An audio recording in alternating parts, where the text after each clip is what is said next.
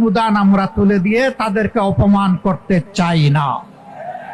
আমরা ওই ধরনের কোনো কার্ডের ওয়াদা দিচ্ছি না। 2000 টাকা দিয়ে একটা পরিবারের কোনো কিছু সমাধান হবে?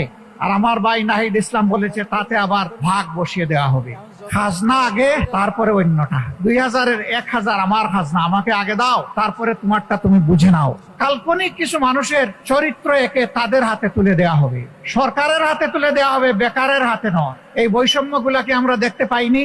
টাকা কোত্থেকে আসবে? জনগণের ট্যাক্সের টাকায় দেশ চলে। ট্যাক্সের বাইরে কিন্তু একটা বেসরকারি ট্যাক্স আছে, প্রত্যেকটা মুদির দোকানে, রাস্তাঘাটে, হকারের কাছে, এমনকি রাস্তার পাশে বসে যে ভাই বোনটি ভিক্ষা করে তার কাছ থেকে একটা ট্যাক্স নেওয়া হয়।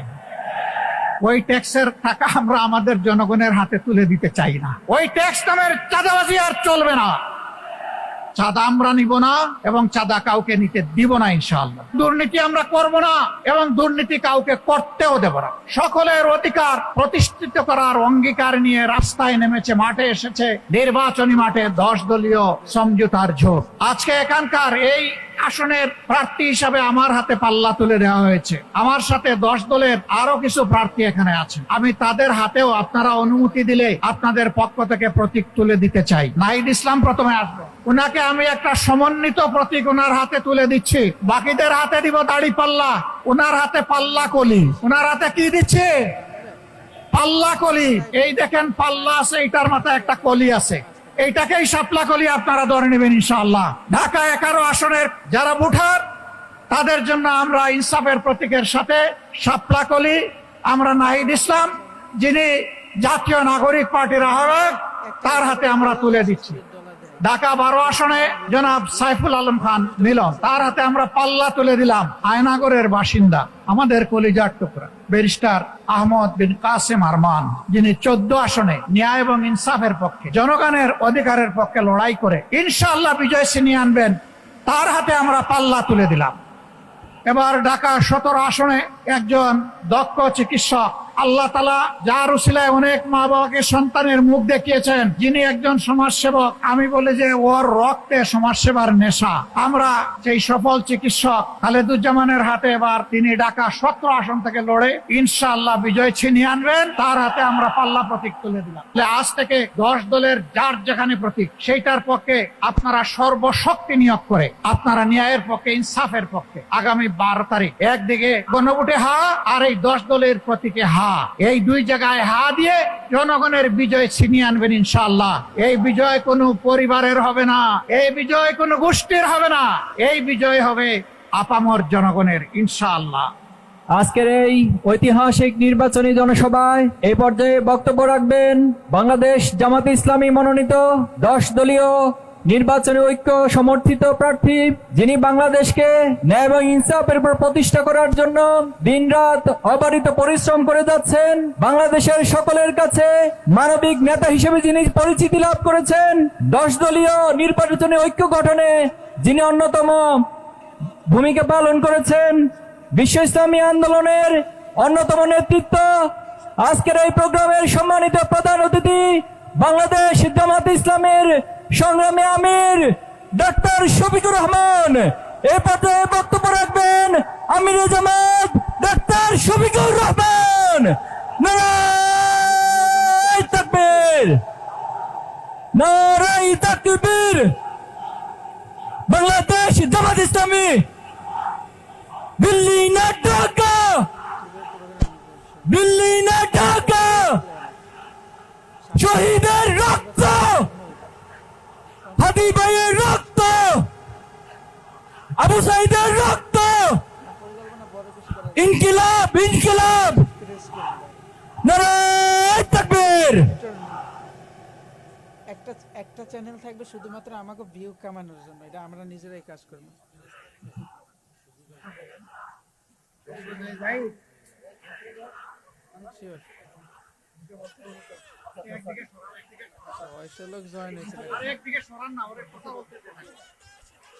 সম্মানিত উপস্থিতি, ন্যায় এবং ইনসাফের প্রতীকের নাম কি? এখন ঢাকা 15 আসনের নির্বাচনী পরিচালক জনাব আব্দুর রহমান মুসা ভাই মোহতারাম আমির জামাতকে ন্যায় এবং ইনসাফের প্রতীক দাঁড়িপাল্লা উঠিয়ে দিচ্ছেন।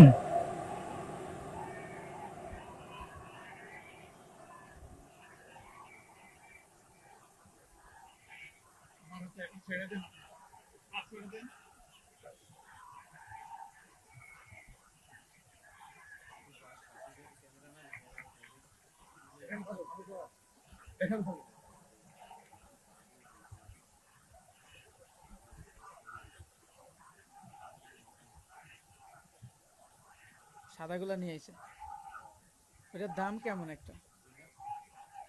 আরে এত না, সাদা লেন্স না, অনেক লম্বা। আসসালামু আলাইকুম ওয়া রাহমাতুল্লাহ। প্রিয় এলাকাবাসী, আপনারা কেমন আছেন? আলহামদুলিল্লাহ রাব্বিল আলামিন, ওয়াসসালাতু ওয়াসসালামু আলা রাসূলিহিল কারীম ওয়া আলা আলিহি ওয়া সাহবিহি ওয়া আহলি বাইতি আজমাইন। বাংলাদেশ জামাতে ইসলামী ঢাকা 15 নম্বর আসন পরিচালনা কমিটি কর্তৃক আয়োজিত আজকের এই নির্বাচনী জনসভার সম্মানিত সভাপতি, মঞ্চে বসা বিভিন্ন বন্ধু সংগঠনের শীর্ষ নেতৃবৃন্দ, বাংলাদেশ জামাতে ইসলামীর কেন্দ্রীয় নেতৃবৃন্দ, উলামায়ে কেরাম, বিশিষ্ট ব্যক্তিবর্গ, আমার সামনে উপস্থিত প্রিয় মিরপুর এবং কাফরুলবাসী, আমি আপনাদের প্রতি গভীর কৃতজ্ঞতা জ্ঞাপন করছি।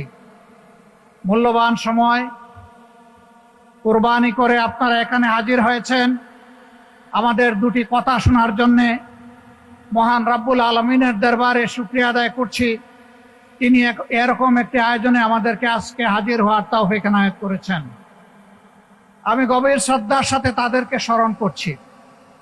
15.5 বছরের ফ্যাসিস্ট আমলে সূচনা থেকে শেষ পর্যন্ত যারা লড়ে গেছেন, জীবন দিয়েছেন, আহত পঙ্গু হয়েছেন, বারবার কারাবরণ করেছেন, চাকরি হারিয়েছেন, বিভিন্নভাবে নির্যাতিত হয়েছেন, আমি আজকের এই জনসভা থেকে তাদেরকে গভীর শ্রদ্ধার সাথে স্মরণ করছি। বিশেষভাবে স্মরণ করছি 24 জুলাইয়ে যারা গগনভেদী আওয়াজ তুলে ফ্যাসিবাদের তক্তে তাউসকে কাঁপিয়ে দিয়েছিল, তছনছ করে দিয়েছিল, ফ্যাসিবাদকে বাংলাদেশ থেকে তাড়িয়ে দিয়েছিল। আমি তাদের প্রতি বিশেষভাবে শ্রদ্ধা নিবেদন করছি। যারা জীবন দিয়েছেন, আল্লাহ তাদেরকে শহীদ হিসাবে কবুল করুন। যারা আহত হয়েছেন, আল্লাহ পাক তাদেরকে সুস্থতার নিয়ামত দান করুন। যারা দফায় দফায় কারাবরণ করেছেন, বিভিন্নভাবে নির্যাতিত হয়েছেন, রব্বুল ইজ্জত তাদেরকে দুনিয়া এবং আখিরাতে সম্মানে ভূষিত করুন। প্রিয় দেশবাসী, একটু আগে আমার হাতে একটা প্রতীক তুলে দেওয়া হয়েছে।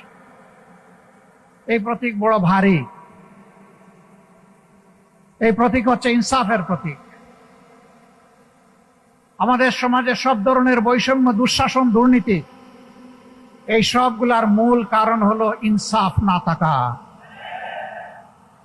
এই ইনসাফ যদি থাকতো তাহলে সমাজে দুর্নীতিবাজরা, লুটেরারা, ডাকাতরা ব্যাংক ডাকাতি করে জনগণের সম্পদ লুটপাট করে এই দেশ থেকে নিরাপদে পালানোর সুযোগ পেত না। দেশে দেশে তারা বেগমপাড়া গড়তে পারতেন না, বাংলাদেশের বুকে সন্ত্রাসের রাজ্য কায়েম করতে পারতেন না। কারণ এই কালো টাকা সন্ত্রাসের পিছনেও ব্যয় হয়, আরো কালো টাকা বানানোর জন্য। আজকে আমি এখানে অনেকের মাথায় লাল টুপি দেখতে পাচ্ছি। এই লাল টুপিগুলো 15.5 বছরে রক্তে লাল বাংলাদেশের করুণ চিত্র। সারা বাংলাদেশ ফ্যাসিবাদের কবলে পড়ে ছোপ ছোপ রক্ত আর খাড়ি খাড়ি লাশের দেশে পরিণত হয়েছিল। বহু মা তার সন্তান হারিয়েছেন, বহু বোন তার স্বামী হারিয়ে বিধবা হয়েছেন, বহু কচি শিশু তাদের বাপ হারিয়ে এতিম হয়েছে। ওই আসনের মানুষরে ভুলভাল বোঝানো সম্ভব না। এমন একটা শুধু তাই নয়, আমরা জানি এটা সম্ভব, ইতিহাসের কলঙ্ক রচনা করে বাংলাদেশের জায়গায় জায়গায় আয়নাগর গড়ে তোলা হয়েছিল।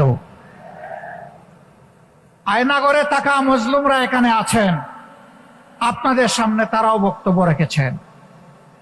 সেনাবাহিনীর কর্মকর্তা হয়েও তিনি এই থাবা থেকে রক্ষা পাননি। উচ্চ আদালতের একজন আইনজীবী হওয়া সত্ত্বেও তিনিও রক্ষা পাননি। রাজনৈতিক কর্মীরা তো রক্ষা পাই নাই। বহু মা এখনো তার হারানো সন্তানকে আর ফিরে পায়নি। বহু বোন তার স্বামীর অস্তিত্ব খুঁজে এখনো, বহু সন্তান এখনো বাপের আগমনের অপেক্ষায় আছে। আমরা জানি না তারা বেঁচে আছে কিনা, কিন্তু মানবিক মারাটা খাই হিসাব নিকাশ বলে সম্ভবত দুনিয়ায় আর তারা নাই। করতে চাস না। তাদের আত্মীয় স্বজনরা জানেন না তাদের কবরগুলা কোথায়। আমরা সেই দুঃখী পরিবারগুলার প্রতি আজকে সংহতি জ্ঞাপন করছি। আমি আরে কইছি কি জানাস, আমি প্রশ্ন জিজ্ঞাসি যে আপনার এই ডাক্তারের সম্মানিত ভাই এবং বোনেরা, আপনার কি এই ঢাকা 17 আসনের নির্বাচন বাংলাদেশ আমাদের সকলের জন্মভূমি। হবে কিনা? আর এই দেশে আমরা ফেসিবাদের ছায়াও দেখতে চাই না। আপনার ভালো হয়েছে, এটা একটা চ্যালেঞ্জ। ফেসিবাদ এখন যদি নতুন কোনো জামা পরে আমাদের সামনে আসে, চিন্তা হইলো না, মানে 5 আগস্ট যে পরিণতি হয়েছিল, সেই নতুন জামা পরা ফেসিবাদের একই পরিণতি। আমার এই ধন্যবাদ। বহু ত্যাগ এবং কোরবানির পর হে যে এমপি না হইলেও হ্যাঁ লাভ এই যে এখানে আপনারা যারা বসে আছেন, আমি বিশ্বাস করি হয়ে গেছে অলরেডি। কারণ তার কমপক্ষে 40 ভাগ মানুষ বিগত চিন্তা হইলে এটাই 3টি নির্বাচনে কিন্তু তো আমরা আরো বেশি আপনারা ভোট দিতে পারেন নাই। শুধু তা না, জীবনেও একবার ভোট দিতে পারেন নাই। এই ভোট যারা কেড়ে নিয়েছিল তাদের নাম হচ্ছে ভোট ডাকাত। আপনারা কি নতুন কোনো ভোট ডাকাত দেখতে চান? আমরা নতুন কোনো ভোট ডাকাত দেখতে চাই না। কালকে গণমিছিল আছে এই 40 ভাগ যুবক কাল 9টায়। আপনাদের হাত ধরেই বিপ্লব হয়েছে, অভ্যুত্থান হয়েছে, যার কারণে আজকে এখানে দাঁড়িয়ে কথা বলতে পারছি। আপনাদেরকে সেলিউট। কাজ কি আপনাদের শেষ হয়ে গিয়েছে? আপনারা যে দুঃশাসন আর দুর্নীতির বিরুদ্ধে, যে বৈষম্যের বিরুদ্ধে রাস্তায় নেমে স্লোগান দিয়েছিলেন, উই ওয়ান্ট জাস্টিস, সেই ন্যায় বিচার কায়েম না হওয়া পর্যন্ত আপনারা কি ঘরে ফিরে যাবেন? অতএব ন্যায় বিচার যাদের হাতে নিশ্চিত হবে, আমরা আপনাদেরকে আহ্বান জানাবো, আমরা সবাই মিলে তাদের সঙ্গী হব ইনশাআল্লাহ। যারা নিজেদের দলের লোকদেরকে চাঁদাবাজি, দখল বাণিজ্য, মামলাবাজি, দুর্নীতি, সন্ত্রাস, পাথর মেরে লোক হত্যা, গাড়ি চাপা দিয়ে লোক হত্যা, এইগুলা থেকে নিজের কর্মীকে যারা বিরত রাখতে পারবে, আশা করি আগামীর বাংলাদেশ তারা জনগণকে উপহার দিতে পারবে। আর যারা এগুলা পারবে না, তারা যত রঙিন স্বপ্ন জাতিকে দেখাবেন, জাতি তাদের এই মতলব বুঝতে জাতির মোটেই কোনো অসুবিধা হবে না। প্রিয় ভাইরা, আমি কারো সমালোচনার দিকে যেতে চাই না। কেন চাই না জানেন? আমি যখন ডান দিকে, বাম দিকে, সামনে, পিছনে চোখ মেলে তাকাই, তখন অন্তত ছোট্ট একটা জায়গা থেকে শান্তি পাই কালকে যে যারা যেমন এই যে আমি এটা ফেসিবাদ কায়েম করেছিল এবং তাদের যারা মূল দূষর ছিল, এখন তাদেরকে দেখতে পাই না। এখন আছেন তারা যারা ফেসিবাদের জাতাকলে পিষ্ট হয়েছিলেন। তাদের প্রতি, সকলের প্রতি আমাদের বিনয়ী অনুরোধ, ফেসিবাদের যে কষ্টটা আমরা আপনারা সকলে ভোগ করেছি, মেহেরবানি করে এই কষ্টটা কেউ আর জনগণকে দিবেন না। কিন্তু এখনো দিচ্ছেন। আমরা দেখতে চাই এগুলো বন্ধ হচ্ছে। যদি বন্ধ না হয়, তাহলে আগামী 12 তারিখ জনগণ 2টা হা ভোট দিবে আর অনেকগুলা না ভোট দিবে ইনশাল্লাহ। একটা হা ভোট হচ্ছে পরিবর্তনের আকাঙ্ক্ষায়, ঘুরে ধরা রাজনীতির কাঠামো পরিবর্তন করার আকাঙ্ক্ষায় জনগণ মুখিয়ে আছে। এই জন্য জনগণ গণভোটে হা বলবে ইনশাআল্লাহ। আপনারা কি হা ভোটের পক্ষে লড়াই করে যাবেন? দ্বিতীয় হা হচ্ছে দেশের সার্বভৌমত্ব এবং স্বাধীনতা। শিশু থেকে আবাল বৃদ্ধ বনিতা, মা বোন থেকে শুরু করে ভাই ভাতিজা সবাই সকলের অধিকার প্রতিষ্ঠিত করার অঙ্গীকার নিয়ে রাস্তায় নেমেছে, মাঠে এসেছে নির্বাচনী মাঠে 10 দলীয় সমঝোতার জোট। এই 10 দলকে বিজয়ী করার মানে হচ্ছে আধিপত্যবাদের বিরুদ্ধে হা ভোট। এর অর্থ হচ্ছে চাঁদাবাজের বিপক্ষে হা ভোট। এর অর্থ হচ্ছে দখলদারদের বিরুদ্ধে হা ভোট। এর অর্থ হচ্ছে ফ্যাসিবাদের বিরুদ্ধে হা ভোট। এর অর্থ হচ্ছে ব্যাংক ডাকাতদের বিরুদ্ধে হা ভোট। এর অর্থ হচ্ছে মা বোনদের ইজ্জতের উপর যারা হাত দেয় তাদের বিরুদ্ধে হা ভোট। এই সব মিলে একটা হা ভোট হবে। আজকে এখানকার এই আসনের প্রার্থী হিসাবে আমার হাতে পাল্লা তুলে দেওয়া হয়েছে। আমার সাথে 10 দলের আরো কিছু প্রার্থী এখানে আছেন। আমি তাদের হাতেও আপনারা অনুমতি দিলে আপনাদের পক্ষ থেকে প্রতীক তুলে দিতে চাই। আপনারা খুশি আছেন? নাহিদ ইসলাম প্রথমে আসবো।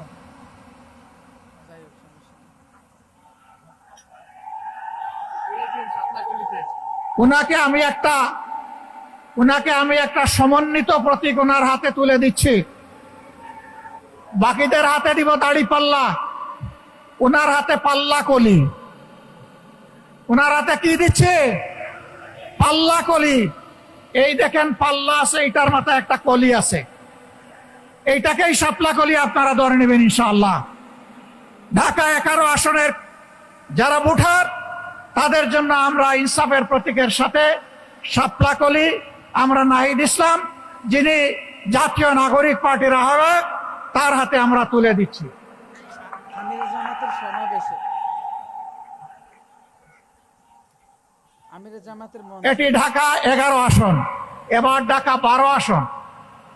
ঢাকা 12 আসনে বাংলাদেশ ইসলামী ছাত্র শিবিরের সাবেক কেন্দ্রীয় সভাপতি, বাংলাদেশ জামাতে ইসলামীর কেন্দ্রীয় নির্বাহী পরিষদের সম্মানিত সদস্য জনাব সাইফুল আলম খান মিলন, তার হাতে আমরা পাল্লা তুলে দিলাম। বাচ্চার মতো করছে।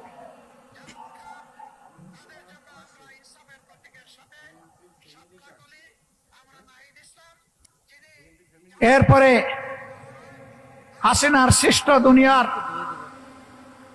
জাহান্নাম সম আয়নাগরের বাসিন্দা আমাদের কলিজার টুকরা ব্যারিস্টার আহমদ বিন কাসেম আরমান, যিনি 14 আসনে ন্যায় এবং ইনসাফের পক্ষে, জনগণের অধিকারের পক্ষে লড়াই করে ইনশাআল্লাহ বিজয় ছিনিয়ে আনবেন, তার হাতে আমরা পাল্লা তুলে দিলাম।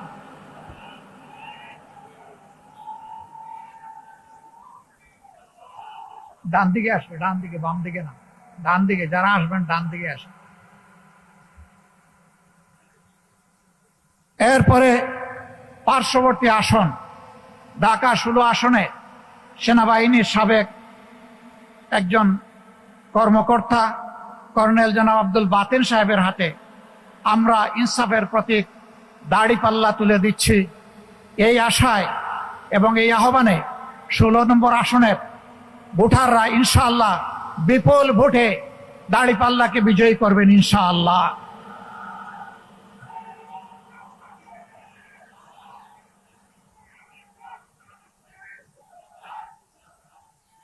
এবার ঢাকা 17 আসনে একজন দক্ষ চিকিৎসক, সন্তান না পাওয়া মা বাবার কষ্টে যিনি পাশে দাঁড়ান, আল্লাহ তাআলা যার উসিলায় অনেক মা বাবাকে সন্তানের মুখ দেখিয়েছেন,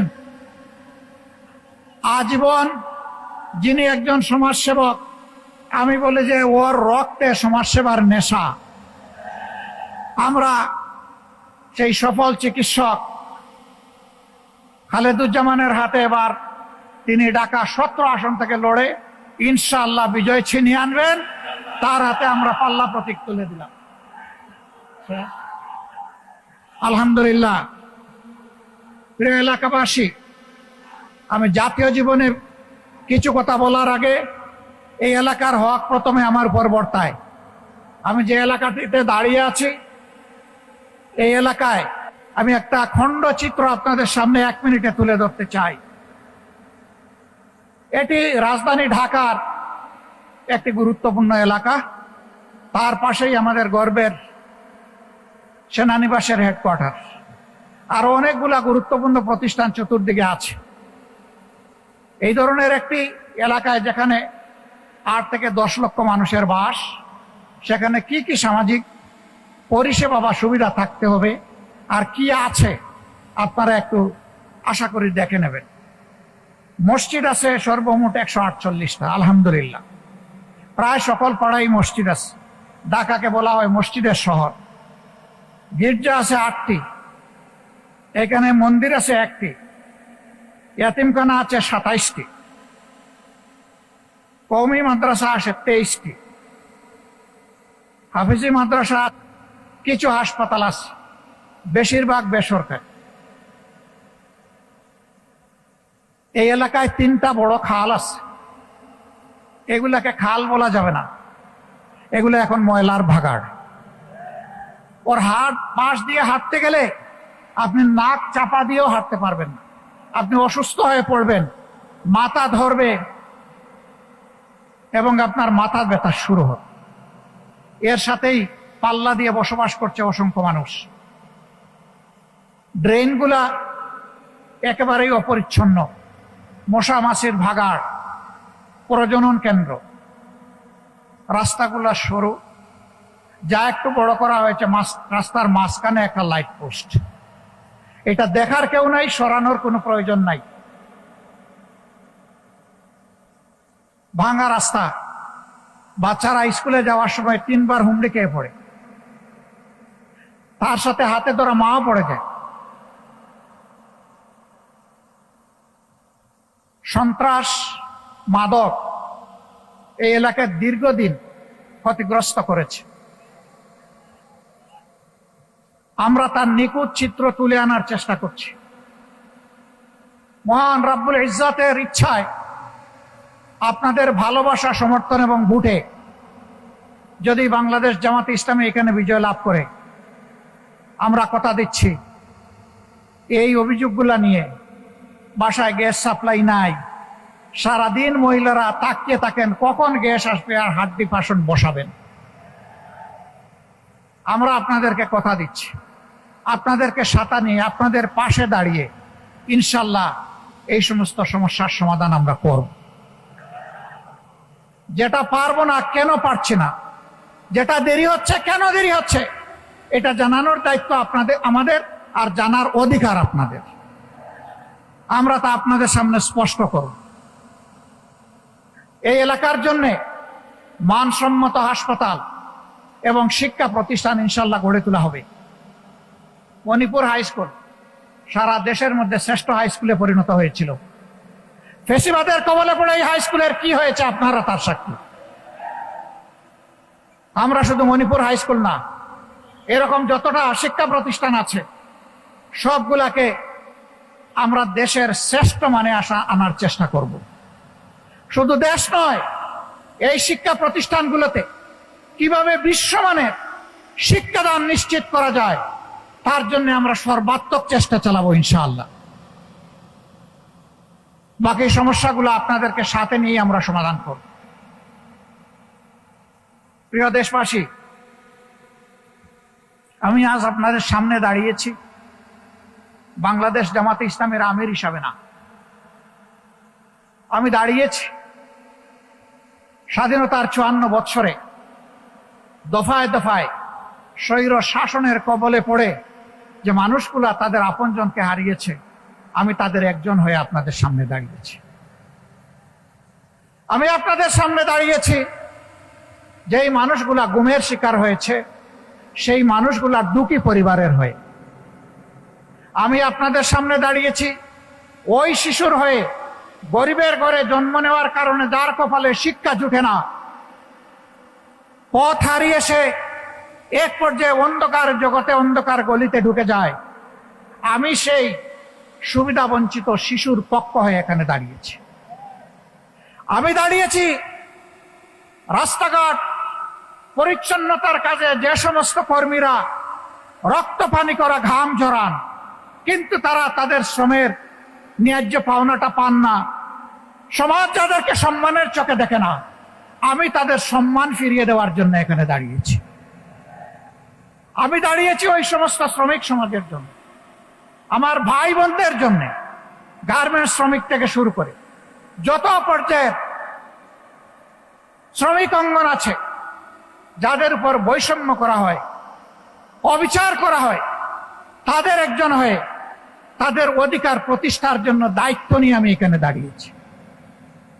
চা বাগানের শ্রমিকরা যুগ যুগ ধরে দুইটা বড় নিয়ামত থেকে তারা বঞ্চিত, একটা শিক্ষার আলো আর একটা স্বাস্থ্য সেবার অধিকার। এই দুইটা থেকে তারা যুগ যুগ ধরে বঞ্চিত। আমি দাঁড়িয়েছি তাদের হয়ে কথা বলতে। আমি দাঁড়িয়েছি বিগত দুঃশাসনের সময় স্টক মার্কেট লুট হয়ে যেই সমস্ত মানুষরা নিহত হয়েছেন, আত্মহত্যা করেছেন, সেই দুঃখী পরিবারের পক্ষে বিচার চাইতে আমি আপনাদের সামনে দাঁড়িয়েছি। প্রিয় দেশবাসী, আমি দাঁড়িয়েছি ব্যাংকগুলো লুট করে আজকে লক্ষ গ্রাহকের, কোটি গ্রাহকের টাকা যারা চুরি করে বিদেশে পালিয়েছে অথবা বর্তমানে কারাগারে আছে, তাদের কারণে আজকে যাদের জীবন তছনছ হয়ে গিয়েছে, আমি তাদের হয়ে আপনাদের সামনে দাঁড়িয়েছি।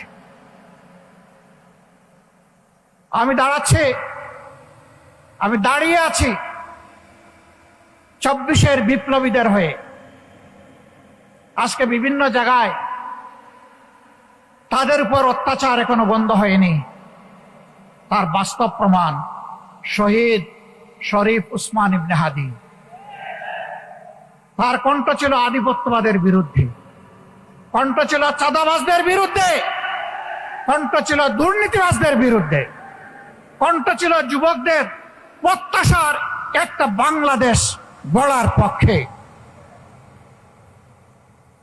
যারা তা চায় না তারা তাকে শেষ করে দিয়েছে, কিন্তু না, হাদি শেষ হয়ে যায়নি। হাদি একজন ছিল, এখন 18 কোটি হাদি তৈরি হয়েছে। 18 কোটি হাদি, 18 কোটি মানুষের অন্তরে হাদি এখন শ্রদ্ধার বিপ্লবের আসন সে দখল করে নিয়েছে। এই হাদির রক্ত থেকে এখন লক্ষ নয় কোটি হাদি তৈরি হয়েছে। হাদি, তোমাকে আমরা কথা দিচ্ছি ভাই, তোমার রূহ তার সাক্ষী থাকুক। তুমি যে স্বপ্ন নিয়ে লড়াই করতে নেমেছিলে, এই স্বপ্ন বাস্তবায়ন না হওয়া পর্যন্ত আমরা লড়াই থামাবো না। আমরা আমাদের যুবকদেরকে, আমাদের তরুণ তরুণীদেরকে প্রফেশনাল শিক্ষা দিতে চাই।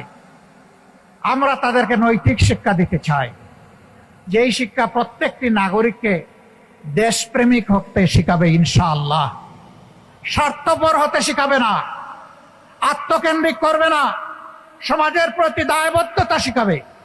সেই শিক্ষাটা আমরা তাদেরকে দিব ইনশাআল্লাহ। আর ওই শিক্ষা দিব যেটা সার্টিফিকেট তৈরি করে না, বরঞ্চ যেটা দক্ষতা তৈরি করে।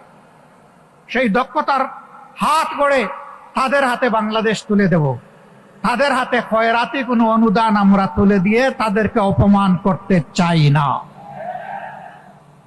আমাদের যুবক সমাজকে আমরা সম্মানিত করতে চাই।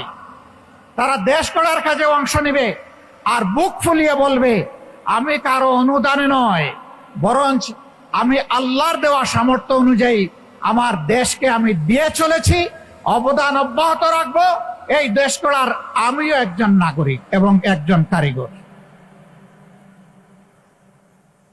আমরা ওই ধরনের কোনো কার্ডের ওয়াদা দিচ্ছি না। 2000 টাকা দিয়ে একটা পরিবারের কোনো কিছু সমাধান হবে?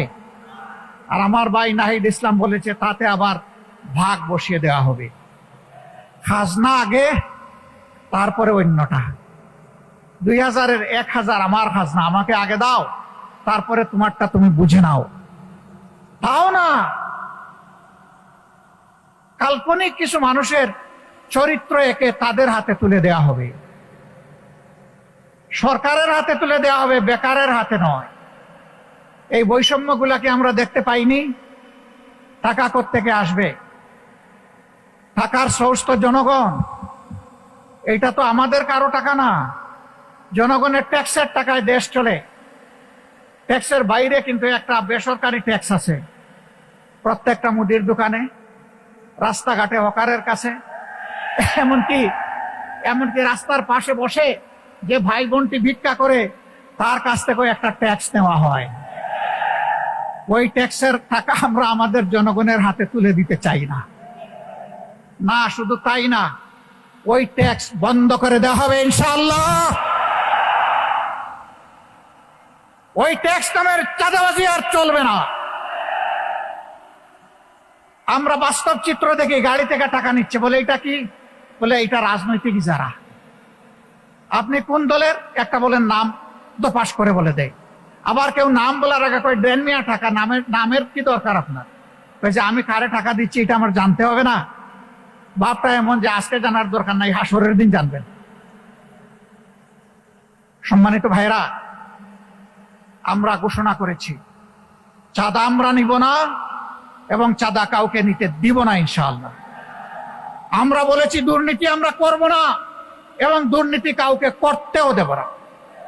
আমরা বলেছি ইনসাফ প্রত্যেকের জন্য, জাতি, ধর্ম, দল নির্বিশেষে নিশ্চিত করা হবে। ইনসাফ এখন থেকে আর টাকা মূল্যে বিক্রি করা হবে না। সেই বাংলাদেশটাই আমরা করতে চাচ্ছি, যেই বাংলাদেশ হবে শিশুর, যেই বাংলাদেশ হবে তরুণ তরুণীর, যেই বাংলাদেশ হবে যুবক যুবতীর, যেই বাংলাদেশ হবে একজন মুসলমানের, একজন হিন্দুর, একজন বৌদ্ধর, একজন খ্রিস্টানের, যেই বাংলাদেশ হবে আপামর জনগণের, যেই বাংলাদেশ হবে শ্রমিকদের, যেই বাংলাদেশ হবে কৃষকদের, যেই বাংলাদেশ হবে সকল ক্ষেত্রে পেশাজীবীদের। আর এমন বাংলাদেশ নিয়ে গর্ব করবে আর বলবে আমি একজন বাংলাদেশী। সেই বৈষম্যহীন বাংলাদেশ আমরা গড়তে চাই ইনশাআল্লাহ। আপনারা এই বৈষম্যহীন বাংলাদেশ গড়ার জন্য প্রস্তুত? তাহলে আজ থেকে 10 দলের যার যেখানে প্রতীক, সেইটার পক্ষে আপনারা সর্বশক্তি নিয়োগ করে আপনারা ন্যায়ের পক্ষে, ইনসাফের পক্ষে আগামী 12 তারিখ একদিকে রেফারেন্ডামে হা, গণভোটে হা, আর এই 10 দলের প্রতীকে হা, এই দুই জায়গায় হা দিয়ে জনগণের বিজয় ছিনিয়ে আনবেন ইনশাআল্লাহ। এই বিজয় কোনো পরিবারের হবে না, এই বিজয় কোনো গোষ্ঠীর হবে না, এই বিজয় হবে আপামর জনগণের ইনশাআল্লাহ। সম্মানিত ভাইরা, কার কার ঘরে নারী নাই একটু হাত তুলেন। মা বোন নাই কার কার ঘরে একটু হাত তুলেন দেখি। একটাও হাত নাই। নারী পুরুষ মিলেই সমাজ। মায়েরা সম্মানের জাতি। মা ছাড়া দুনিয়ায় 2 জন মাত্র পয়দা হয়েছেন, হজরতে আদম আলাইহিস সালাম এবং হজরতে হাওয়া আলাইহিস সালাম। আর কোনো মানব সন্তান দুনিয়ায় আসেন নাই মার পেট ছাড়া। সুতরাং আমরা সবাই মায়ের কাছে ঋণী। আচ্ছা, বাপের পেটে জন্মে নিয়েছেন একজন, দেখে হাত তুলুন তো, এরকম কেউ আছেন? তাও নাই। বাপের বুকের দুধ খেয়েছেন একজন, হাত তোলেন? নাই। তাহলে এই 2 জায়গায় মারা অনন্যা, তাদের কোনো তুলনা নাই, তারা অতুলনীয়। আমরা সেই মাদেরকে সম্মানের জায়গায় রাখতে চাই। কর্মক্ষেত্রে তারা সম্মানের সাথে ইনশাআল্লাহ তারা তাদের দায়িত্ব পালন করবেন। সেই ক্ষেত্রে তাদের শতভাগ নিরাপত্তা নিশ্চিত করা হবে। রাস্তাঘাটে চলাফেরায় আমরা তাদের নিরাপত্তা নিশ্চিতে অঙ্গীকারবদ্ধ। তার জন্য যা করা দরকার, আল্লাহ যদি তার মেহেরবানিতে জনগণের বুঠে আমাদেরকে নির্বাচিত করে সরকার গঠনের সুযোগ দেন, তাহলে আমরা তার সব কিছু করবো ইনশাআল্লাহ। নারী পুরুষ সবাই মিলে আমরা আগামীর বাংলাদেশ গড়ব। আল্লাহ তাআলা সেই বাংলাদেশটা আমাদেরকে গড়ার তৌফিক দান করুন। যারা এর বাইরে আজে বাজে কথা বলে জনগণকে বিভ্রান্ত করতে চায়, আমাদের মায়েরা, আমাদের ভাইয়েরা তাদের জবাব দেওয়ার জন্য যথেষ্ট। আমরা কিছু বন্ধুদেরকে বলতে চাই, মেহেরবানি করে মাদের ইজ্জত নিয়ে কখনো টান দিবেন না, তাহলে আগুন জ্বলবে। কিন্তু সব সহ্য করব, মাদের ইজ্জতের ব্যাপারে বরদাস্ত করব না। এই জায়গায় সবাইকে সতর্কতা অবলম্বন করতে হবে। আপনাদেরকে ধন্যবাদ, আপনাদের শুকরিয়া। আল্লাহ তাআলা আজকে এখান থেকে যে নির্বাচনী প্রচারণা আমরা শুরু করলাম, আল্লাহ আমাদের অভিযাত্রা সহজ করে দিন, বরকতময় করে দিন। বাংলাদেশের জনগণের কল্যাণে যা দরকার তাই করার তৌফিক দান করুন। আখের আল্লাহ রাব্বুল আলামিন আমাদেরকে একটি নিরাপদ, মানবিক, বৈষম্যমুক্ত, দুর্নীতিমুক্ত একটা ইনসাফের বাংলাদেশ গড়ার তৌফিক আল্লাহ তাআলা আমাদেরকে দান করেন। আল্লাহ হাফেজ। বাংলাদেশ জিন্দাবাদ। 10 দলীয় ঐক্য জিন্দাবাদ। আসসালামু আলাইকুম ওয়া রাহমাতুল্লাহি ওয়া বারাকাতুহু।